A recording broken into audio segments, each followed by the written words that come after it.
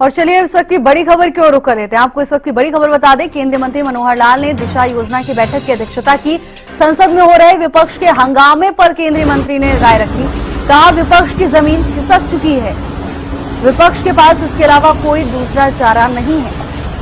साथ ही कहा कि बिहार को कांग्रेस और उसके सहयोगी दल हारेंगे। वोटर लिस्ट चेक करने का काम चुनाव आयोग का है। बता दें कि केंद्रीय मंत्री मनोहर लाल ने दिशा योजना की बैठक की अध्यक्षता की। संसद में हो रहे विपक्ष के हंगामे पर बोले विपक्ष की जमीन खिसक चुकी है।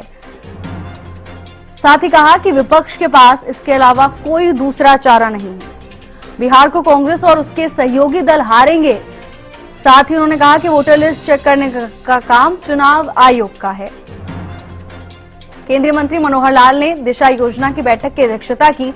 संसद में हो रहे विपक्ष के हंगामे पर भी प्रतिक्रिया दी। कहा विपक्ष की जमीन खिसक चुकी है। तस्वीरें भी आपको दिखा रहे हैं।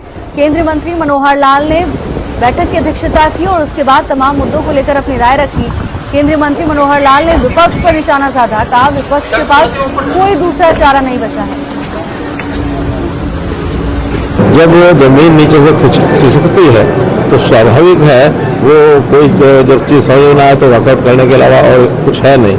जमीन नीचे से खिसक रही है, खास करके बिहार को वो हारेंगे और पुनः नीतीश जी के नेतृत्व में सरकार बनने वाली है।